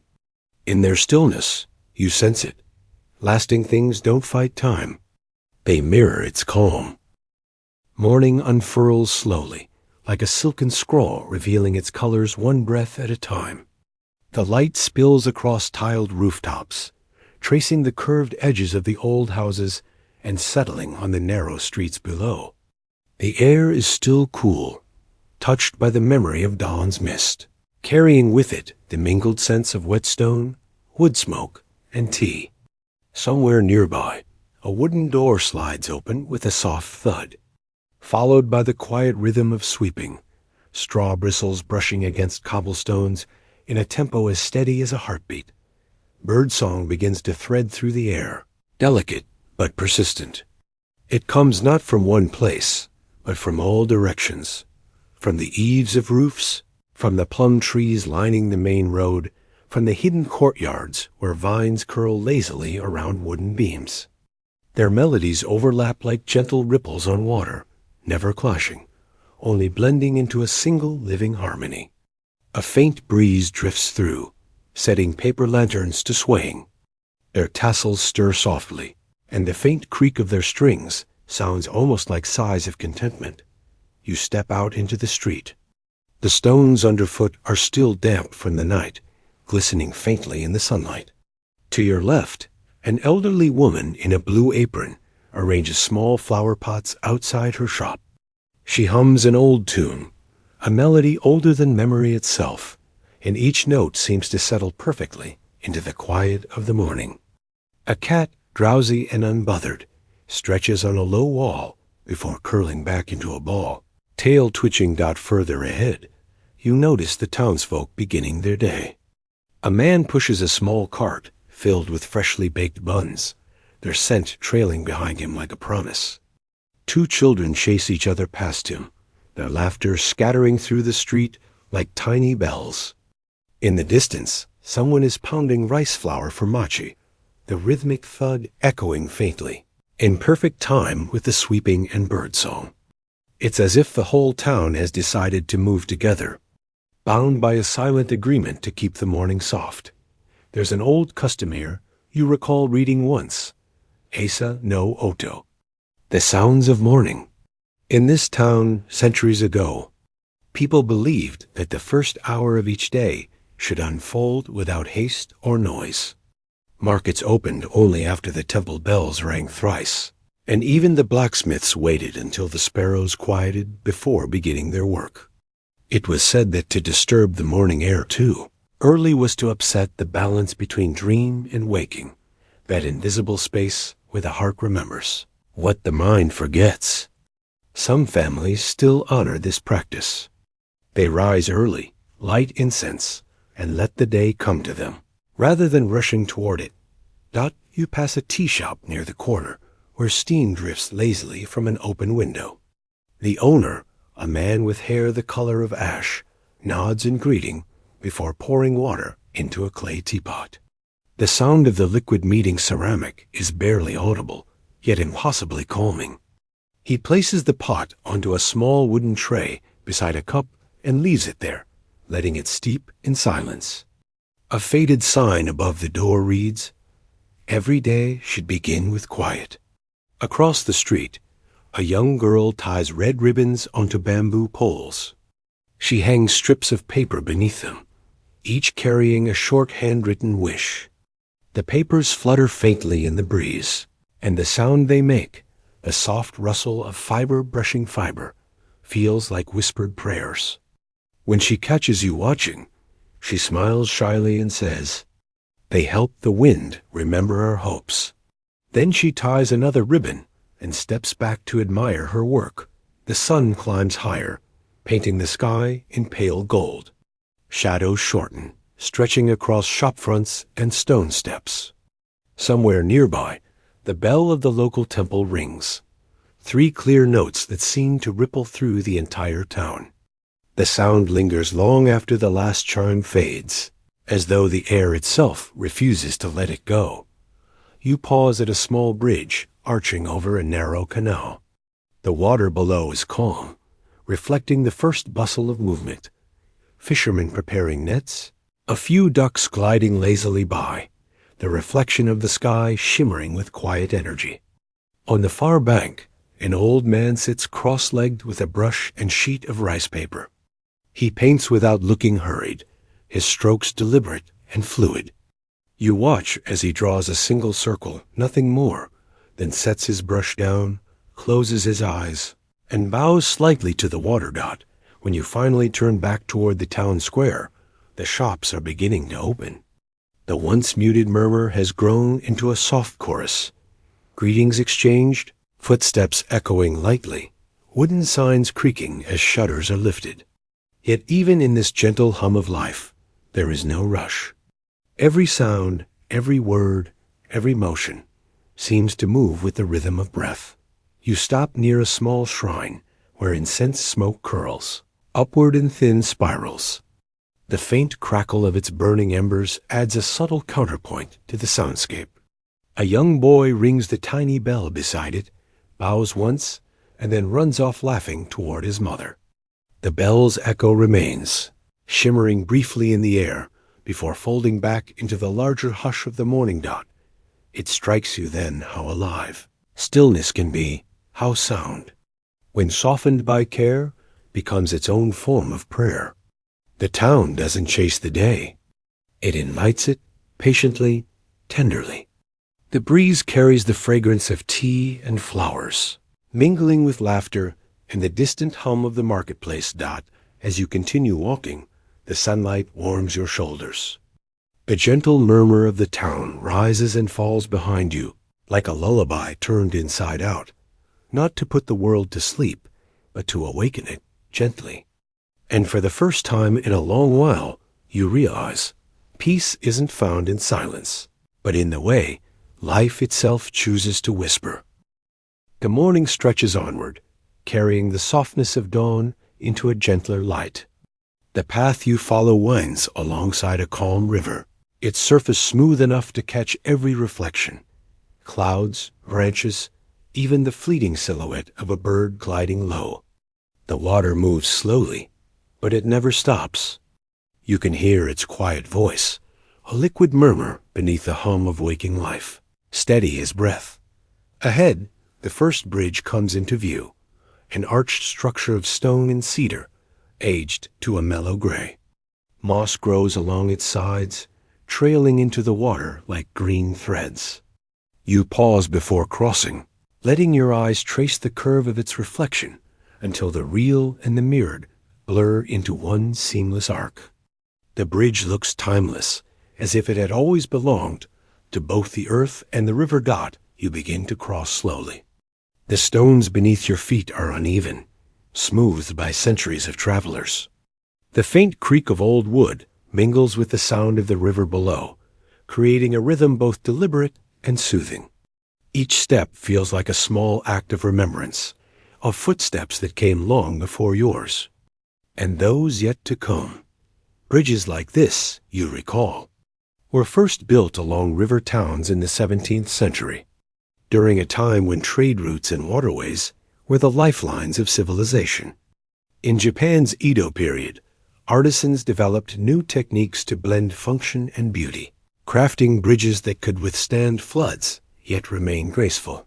Some were built entirely without nails, their planks interlocked through intricate joinery, held together by trust in precision. The most famous among them, such as the Kintai Bridge in Iwakuni, were celebrated not only as feats of engineering, but as works of living art. Records from travelers described how merchants, monks, and poets alike would pause mid-crossing to admire the reflection of lanterns rippling in the water below. The bridge you stand on now is one of those forgotten siblings, humbler, perhaps, but carrying the same soul. Local historians say it once connected two districts divided by the river, one known for artisans, the other for scholars. During the spring festivals, both sides would meet here, bringing music, food, and paper lanterns. For one night each year, the bridge became more than a crossing. It was a celebration of unity, a reminder that beauty, too, could serve as a bridge between people. You lean on the wooden railing, running your fingers along its weathered grain. The scent of the river rises faintly, cool and mineral, touched by the sweetness of nearby blossoms. Beneath the surface, fish move like drifting shadows. Every now and then, a ripple catches the light and scatters it into a dozen glittering fragments. The scene feels so perfectly balanced that even a whisper might disturb it. Across the river, you can see another bridge, smaller, plainer, made of simple planks resting on stone supports. Its reflection trembles as the current stirs, turning it into a wavering line between worlds. Beyond it, the town stretches quietly, tiled roofs, temple bells, and laundry swaying in the sun. The river winds through all of it like a slow, steady pulse, You continue walking, following the bank. The sound of flowing water shifts subtly with each turn. Sometimes a trickle over pebbles, sometimes a soft rush beneath hidden roots. Here and there, you find narrow wooden bridges spanning small inlets, so low that the surface of the water almost kisses their undersides. You cross them one by one, each with its own character. One creaks like an old song, another hums faintly with the wind, and one, built entirely from bamboo, sways just enough to remind you that balance is never stillness. At a wider bend of the river, you stop to rest beneath a willow. Its long, thin leaves trail the water's edge, sketching slow circles on the surface. The breeze carries the faint echo of temple bells from the town behind you, deep, round tones that ripple through the air like invisible waves. In that moment, the world feels woven together by sound and motion. The whisper of wind, the murmur of water, the low resonance of bells. Each part distinct, yet belonging to the same quiet melody. Near the far bank, you notice a small stone marker, half hidden by reeds. You wade closer and find a few carved characters, their edges softened by time. The inscription reads, "Built by many hands, blessed by one river." You smile, imagining the workers who laid these stones centuries ago, artisans with calloused palms and patient eyes, who never knew their work would outlast empires. Perhaps they stood right here once, wiping sweat from their brows, listening to the same water that now laps at your shoes. As the sun climbs higher, the river's color shifts from silver to gold. The bridges gleam faintly, their shadows curving across the water like brushstrokes. A fisherman passes in a small wooden boat, the dip of his oar barely breaking the surface. He nods in greeting but doesn't speak, as though afraid to disturb the stillness that has settled between the banks. You nod back, wordlessly sharing the silence. You cross the final bridge just as the breeze rises again. The leaves of the willow sway behind you, scattering sunlight like small coins. Halfway across, you stop and look down. The river reflects everything: sky, bridge, you, but slightly blurred, softened, as though the water insists that nothing needs to be perfectly clear to be true. When you reach the other side, you glance back. The bridges stand in a gentle line, each one a quiet sentence in the long story of the river. They seem to breathe with it, rising and settling, patient and enduring. You realize then that bridges are not built to separate, but to remember connection, the meeting of two shores, the endless flow between.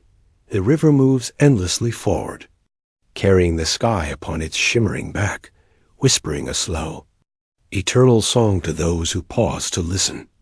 Standing in its quiet embrace, you feel time loosen its hold, flowing not past you, but through you, softly reminding that movement and stillness are the same. You leave the river behind as the path begins to rise, its stones growing rougher, its rhythm slower. The air changes as you climb, thinner, cooler, touched with the faint sweetness of pine. Below, the town fades into a patchwork of tiled roofs and winding lanes, the lanterns now just tiny sparks swallowed by morning mist. Above, the hills stretch outward like soft folds of fabric, their shapes blurred by a veil of pale silver. The sound of the town drifts upward in fragments. A temple bell, a bark, a faint call of vendors beginning their day. Each echo reaches you softened, almost like memory instead of noise. You pause for a moment, leaning on a mossy boulder, and listen to the mountain breathe. The mist curls around the trees, moving in slow spirals, as if painting the world in silence. The first hill you reach is gentle, blanketed in grass, still heavy with dew. Each step releases a subtle scent of earth and wild mint. Tiny spiderwebs stretch between blades, jeweled with moisture, trembling at your breath. You crouch to watch one bead of dew slide down a thread. It catches a fragment of sunlight before vanishing. The whole thing feels absurdly grand for such a small moment, like watching the universe rehearse its miracles on a miniature scale dot. As you climb higher, the path narrows between cedars. Their trunks are dark and tall, the bark cracked with age, each crevice holding secrets of countless winters. When the wind moves through them, it doesn't whistle or rush, it hums. The sound is low, resonant, almost human. The hills here are said to echo emotions rather than voices. The locals believe that if you walk through the cedars in silence, they'll hum back the thoughts you're not yet ready to say aloud. A little further on, you find an old stone marker, half buried in moss. The inscription is faint, eroded by rain and time, but a few characters remain legible, something about the Hill of Quiet Hearts. You smile at the name. It fits. The stillness here feels deliberate, like an ancient pact between land and sky. You take another deep breath, and even the air tastes patient. Historians once wrote about these misty hills as the natural guardians of the valley. Centuries ago, travelers used to light lanterns at their base before crossing, believing the hills themselves were living beings, keepers of balance, who watched over the town below.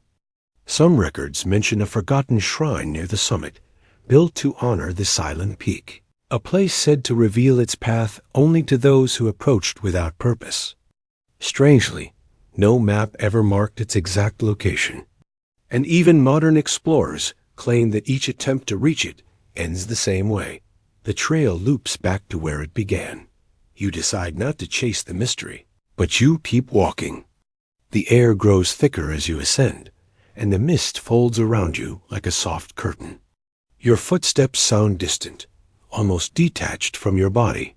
For a while, it feels as if you're walking through the breath of the mountain itself, but the higher you climb, the quieter it becomes. Even the birds fall silent. There's a strange comfort in that emptiness, like being trusted with a secret too old to name. Every few steps, a droplet of water falls from the trees onto your shoulder, cold enough to remind you that you're still part of this world. You smile at that thought. Eventually, the path opens to a small clearing. The ground is blanketed in moss, so lush it looks like a field of green clouds. In the center stands a single stone pillar, worn smooth by centuries of weather. It bears no writing, no carving, just a faint spiral etched by lichen. You reach out and touch it. The surface is cool and steady, humming faintly under your fingertips. Maybe it's just your pulse, or maybe the stone is answering. Either way, it feels alive. You sit for a moment, letting the quiet settle around you. The mist drifts and shifts, revealing brief glimpses of the valley below, the roofs like tiny shells, the river winding like a silver thread. Everything seems far away, yet still breathing. Time feels suspended, stretched thin between inhale and exhale. Legends say that this particular hill, the one veiled in mist even on clear days, is home to what villagers once called the Wandering Echo. They claimed that at certain hours, when the fog is thickest, you can hear a single bell tolling from somewhere deep within the mountain. No temple ever stood here, and no one has ever found the bell. The sound, they said, was the mountain's way of remembering. Some believed it tolled for travelers lost long ago. Others thought it marked the changing of unseen seasons, the rhythm of time beneath time. You close your eyes, listening. For a moment, you think you hear something faint and metallic, distant as a dream. It might be the wind slipping through rocks, or it might be that echo the legend spoke of. Whatever it is, it doesn't ask for attention. It simply exists, content to fade as softly as it came. When you finally stand, the mist has begun to thin. Shafts of sunlight pierce through, scattering gold dust across the ground. You start descending slowly, each step leaving a brief imprint on the damp earth.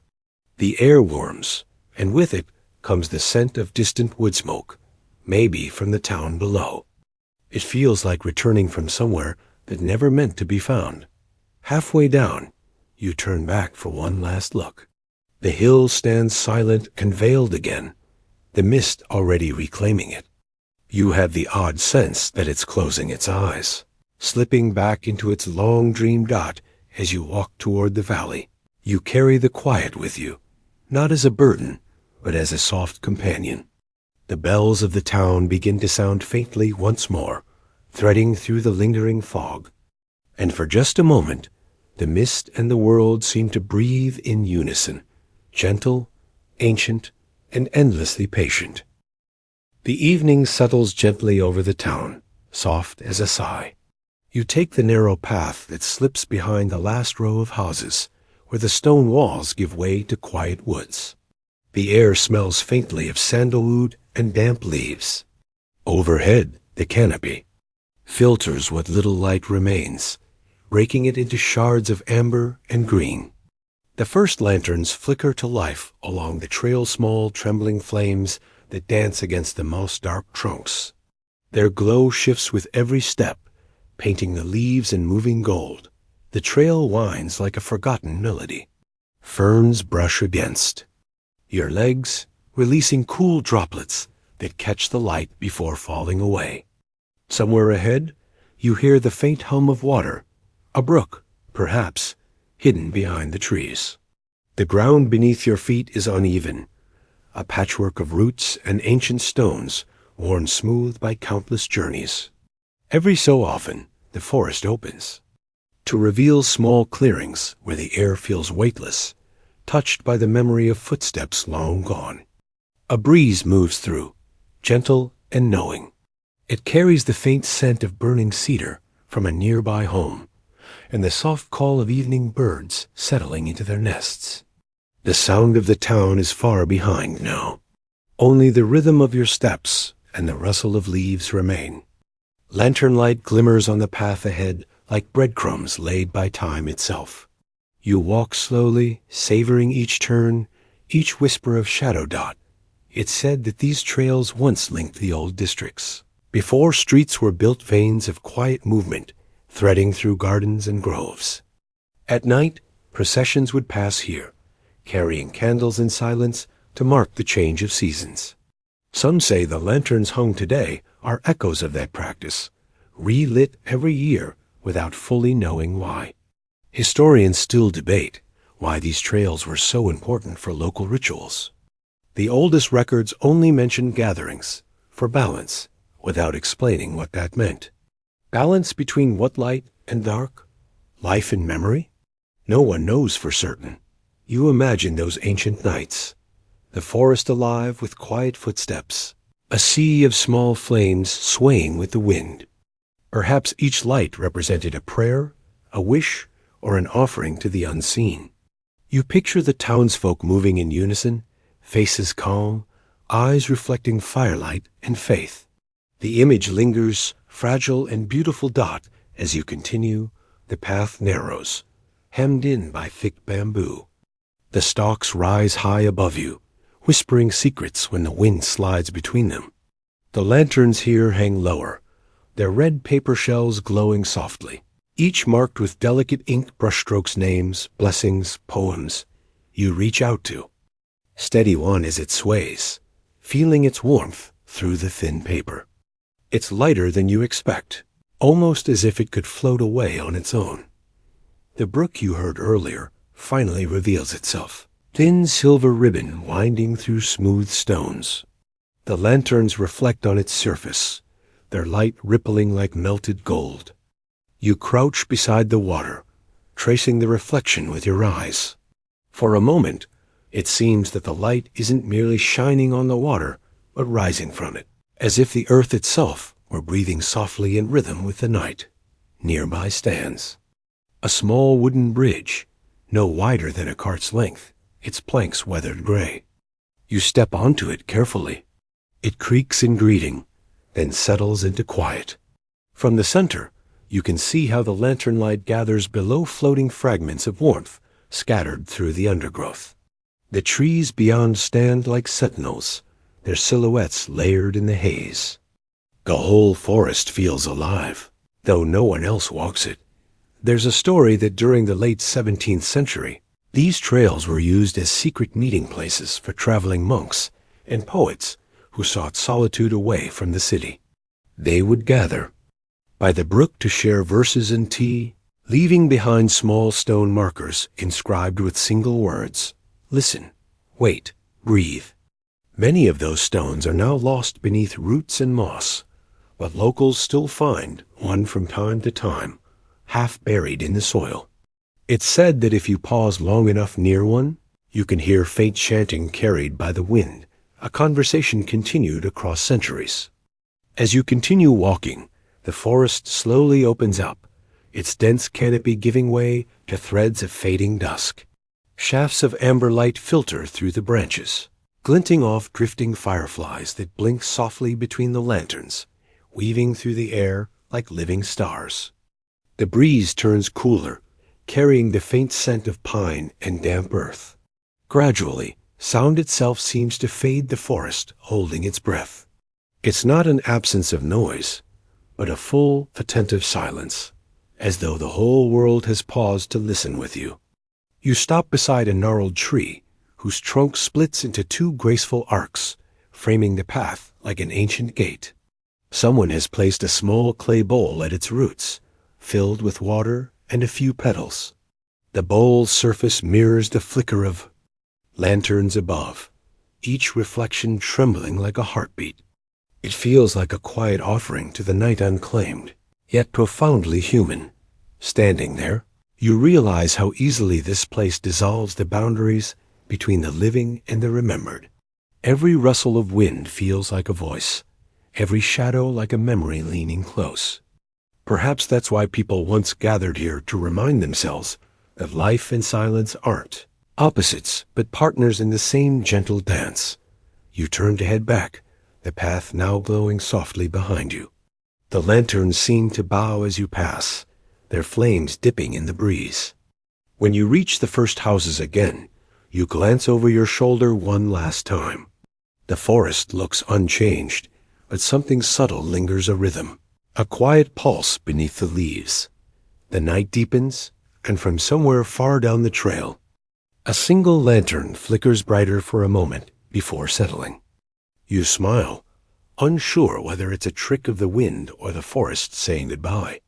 Either way, you walk on, carrying the calm of the hidden trails with you, as steady and warm as the light that guided your way.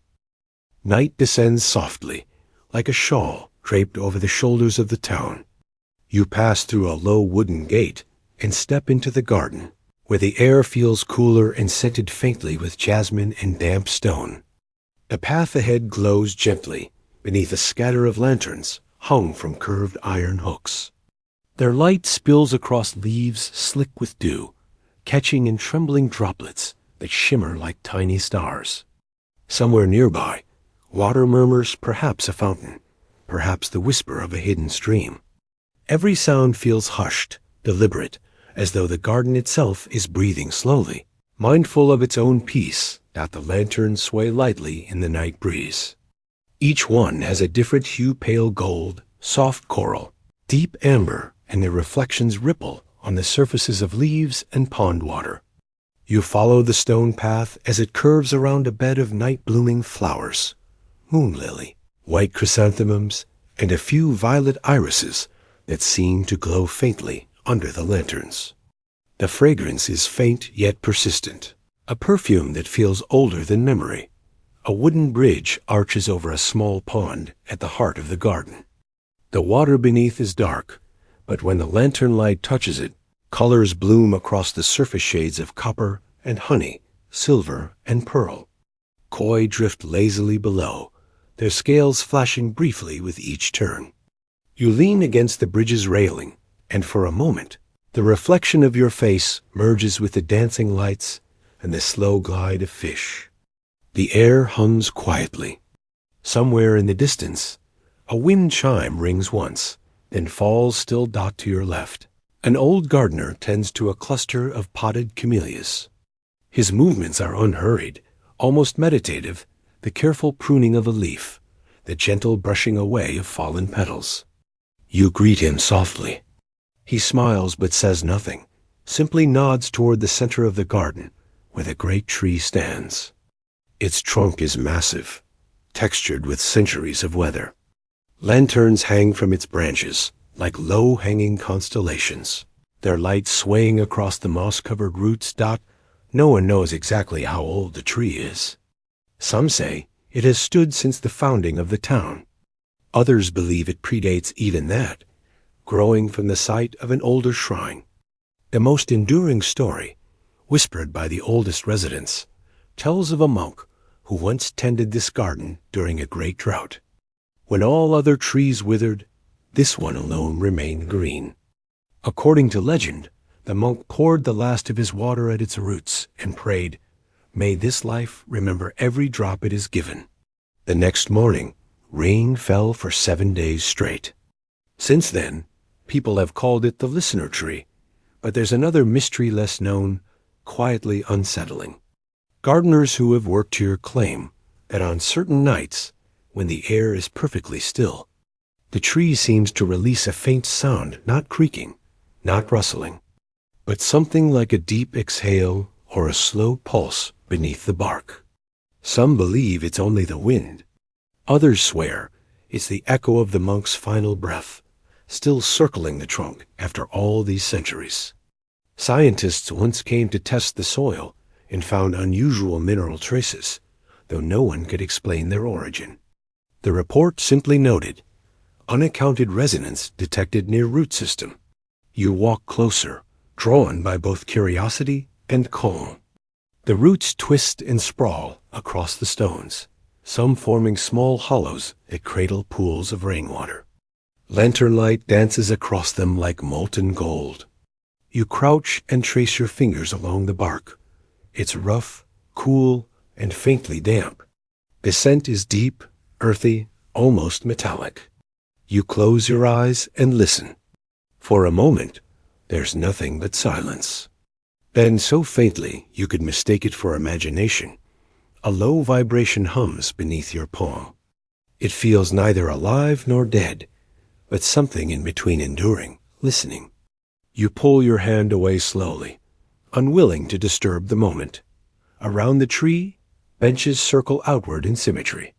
You take a seat, watching how the light drifts across the pond and through the tall grass beyond. Moths flutter lazily near the lanterns, their wings pale against the glow. The sound of the gardener's shears fades, replaced by the rhythmic trickle of water feeding into the pond. Somewhere a frog croaks once, then the night resumes its still rhythm. From here, the garden feels endless. The shadows weave with the light so naturally that it's hard to tell where one ends and the other begins. It's easy to imagine the townsfolk from centuries ago gathering here after dusk, children chasing fireflies, musicians playing flutes by the pond, elders whispering stories beneath the great tree. They must have felt the same serenity you feel now, the sense that the world, for all its noise and haste, can still hold spaces where time walks slower. You notice a small wooden plaque by the base of the tree. The inscription is almost faded, but one line remains legible. Listen long enough, and even silence will answer. You smile, unsure whether it's poetry or truth. Maybe both. The breeze picks up again, setting the lanterns to swaying in soft rhythm. Their reflections ripple across the pond until everything light, leaf, and water seems to breathe as one. The gardener extinguishes a few lanterns near the edge of the path, and darkness begins to fold gently around the garden's borders. Yet the central tree remains luminous, haloed in a soft, golden aura. Its branches tremble once, shedding a few petals that drift down like quiet blessings. You watch them land on the pond and dissolve into ripples. When you finally rise to leave, you turn back one last time. The garden looks exactly as it did when you entered, peaceful, unmoved. But as you walk through the gate, you feel a warmth on your palm where you touch the bark, as if the tree had, in some small way, acknowledged your presence. And for the rest of the night, as the town slips deeper into quiet, you carry that feeling with you, the stillness, the glow, and the faint hum of something ancient that never truly sleeps. The night has deepened, and the world feels hushed, as if holding its breath. You find yourself standing at the edge of a wide pond at the far end of town. The surface is so still that it seems less like water and more like a perfect mirror stretched across the earth. Every lantern hung along the nearby path appears doubled, floating upside down in quiet golden clusters. The sky above is clear, scattered with faint stars, and for a moment you can't tell which reflection belongs to heaven and which to the water.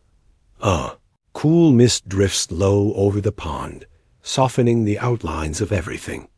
The air smells faintly of reeds and wet stone, touched with the sweetness of blooming lily. Somewhere a single frog croaks, its voice deep and measured, echoing faintly across the water. Each sound feels deliberate, the world moving but gently, like someone turning a page slowly enough not to wake a sleeping child. You breathe in deeply and let the stillness settle into your bones. Lanterns float near the center of the pond, small, delicate boxes made of rice paper and thin wood frames. Their flames flicker with the slightest tremor of air, creating the illusion that the pond itself is breathing light. You watch as a breeze ripples across the surface, scattering reflections into wavering ribbons.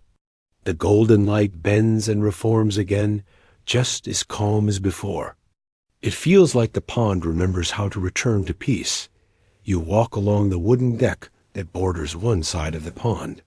Its planks creak quietly beneath your feet, releasing the scent of old cedar. The railing is slick with dew, and as your fingers trail along it, you feel the chill of water condensed from the night air. Every few steps, small candles flicker inside glass holders set on the rail, their flames so tiny they seem to whisper rather than shine dot in the distance. You see a few townsfolk kneeling near the edge of the pond. They are arranging floating lanterns, their gestures calm and unhurried. One of them releases a small, square lantern onto the surface and watches it drift away. It joins the others, merging with the slow current that guides them toward the center. The sight reminds you of an old story, untold for generations in this town. Centuries ago, during the early Edo period, this pond was part of a larger temple complex known as Shin-Neko.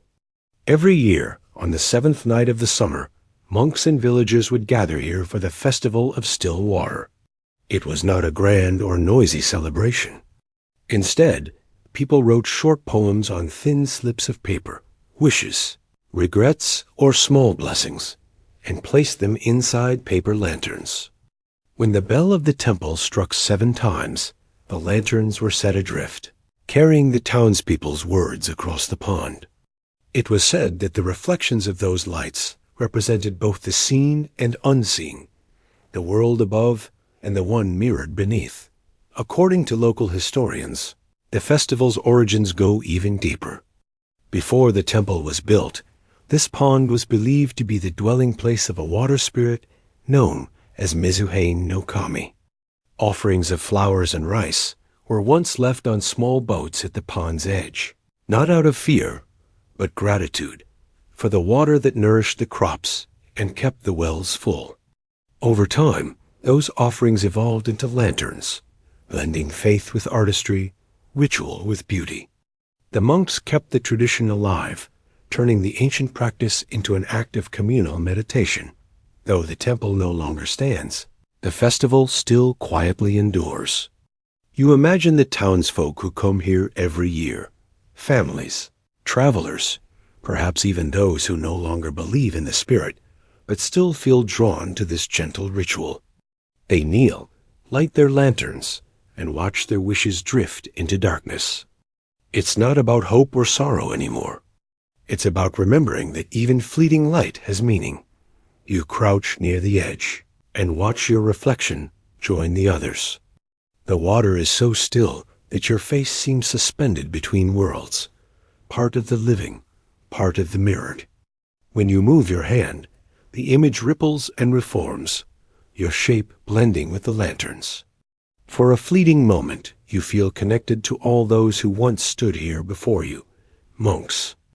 Poets, lovers, wanderers, all gazing at this same pond, all wondering if peace could truly be found in reflection. A faint sound draws your attention, the distant ringing of a small handbell. Perhaps someone is calling an end to the evening's ritual. Slowly, the people around the pond begin to leave, their steps quiet on the wooden planks. The floating lanterns continue their gentle drift, their light dimming as the oil burns low. The pond, in turn, begins to reclaim its darkness. You stay a while longer. The air grows cooler, the mist thicker. The last lantern flickers weakly, then goes out, leaving only the reflection of the stars above. Yet somehow, the pond doesn't seem empty. Instead, it glows faintly from within, as if holding on to the memory of every light it has ever carried. You lean closer to the water and whisper a quiet thought, not a wish, not a prayer, just a soft thank you meant for no one in particular. The words drift from your lips and melt into the air, weightless as mist. For a moment, it feels as though the world has heard you. The trees still, the lanterns steady, even the wind pausing in gentle acknowledgement. Then the ripples on the surface fade, one by one, until everything returns to stillness. You breathe out slowly, and the night seems to breathe with you, calm, whole, an endlessly patient dot as you finally turn to leave. The path behind you shimmers softly with dew, each droplet catching a trace of light. For a brief moment, you could swear the stones themselves are reflecting the pond's glow, quiet, flickering echoes that seem unwilling to fade. It's as if the water, gentle and stubborn, refuses to let the night truly end. The night opens above you like a vast silk canopy, deep and endless. You've wandered upward through narrow stairways and quiet courtyards until the path leads to a rooftop, one of the oldest in town. The tiles beneath your feet are uneven, cool from the evening air, and they glisten faintly with dew. From here, the whole town seems to exhale in peace. Lanterns glow softly below, scattered among winding alleys like clusters of golden fireflies resting on earth. Between them, shadows weave gently, not dark but calm, like the spaces between breaths. You settle near the roof's edge, your hands resting against the curved ridge tiles. They feel smooth in places, worn down by generations who came here before you, dreamers, lovers, night watchers. A light breeze brushes past, carrying with it the scent of incense and roasted chestnuts from the streets below. The night hums quietly, alive yet restrained, as if every sound has learned to whisper. When you look up, the sky feels impossibly wide. Stars scatter in every direction, shimmering in slow rhythm. The constellations are faint but steady, a quiet geometry etched upon the black. You trace them with your eyes, trying to recall their names, but they seem older than language. For a long while, you simply breathe, letting the world expand. The stillness becomes vast enough to hold every thought without spilling a single one. Across the roof, a small window glows dimly, the soft gold of an oil lamp flickering behind old glass. You can hear faint murmurs from inside. A turning page, a cup placed gently on a wooden table. Someone is still awake. You smile at the thought, another soul keeping company with the night. The light wavers, then steadies again, its reflection stretching faintly across the tiles like a thin line of amber silk dot in the distance. The hills form dark silhouettes against the horizon. The faint silver edge of a river glints between them, echoing the stars above. For a moment, the world feels folded upon itself. Sky reflected in water, earth mirroring heaven, all boundaries softened. You think of how many nights like this have passed unnoticed, each carrying its quiet perfection through centuries. Long ago, this very rooftop was part of an observatory built during the early 18th century, when scholars from nearby provinces gathered to study the heavens. Historical records mention a place called Temon Ya, the House of Heavenly Patterns. It was said to be less a formal observatory and more a sanctuary for those who sought meaning in the stars. The scholars would gather on rooftops and terraces across the town, charting constellations by candlelight. Their methods were simple: a string, a compass, a bowl of still water to mirror the sky. Yet their dedication turned humble tools into instruments of wonder. One mysterious account, written by a scholar named Ito Siraku, describes a night when the stars moved in silence across the bowl of reflection. He claimed to have seen a faint fifth light appear within the familiar shape of Orion's belt, a star that no one else recorded. For years, astronomers debated whether it was a comet, a trick of mist, or pure imagination. But Siraku insisted that the star was real and that it appeared only to those who watched without seeking. His notes ended abruptly after that night. Some say he left town and vanished, choosing to follow that invisible light across the sea. Others believe he never left at all, that he remained here, watching from the rooftops long after his body grew still, even now. Locals call that unseen light Siraku's star. On clear nights, people climb the old rooftops, hoping to glimpse it. No telescope has ever found it, yet the story persists, not as proof of mystery, but as an invitation to stillness. Perhaps the real meaning lies not in seeing the star, but in remembering to look. You lean back on your hands and tilt your face upward. The stars seem closer now, as if the air itself has thinned. A faint breeze passes through your hair, and somewhere a wind chime rings from a distant balcony. Below, the lanterns flicker one by one as residents extinguish them for the night. Yet their light lingers, caught in the air like golden dust that refuses to fall. The town is utterly still.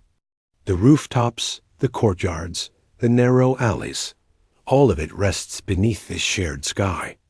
You imagine how, centuries ago, those same scholars must have looked up with the same quiet awe. Perhaps they too felt that strange closeness between stars and souls, between light and memory. A shooting star crosses the sky, faint, quick, gone almost before you can breathe. Yet in its brief arc, you feel something stir inside you. Not longing, not loss, but the gentle recognition of how fleeting beauty can still be complete. The lamp in the window below goes out, and the world turns a shade deeper. The stars seem brighter for it. You close your eyes and listen to the hush of the wind sliding across the rooftops, to the heartbeat rhythm of the quiet town, to your own breath mingling with the night's. Everything feels aligned, balanced between stillness and motion. When you open your eyes again, the stars remain exactly where they were, patient, unwavering, eternal in their quiet glow. They seem to watch over everything with the calm certainty of things that have seen it all before. You smile, feeling something gentle stir within, and whisper a line you once read long ago: "Those who gaze long enough at the heavens will always find a reflection within."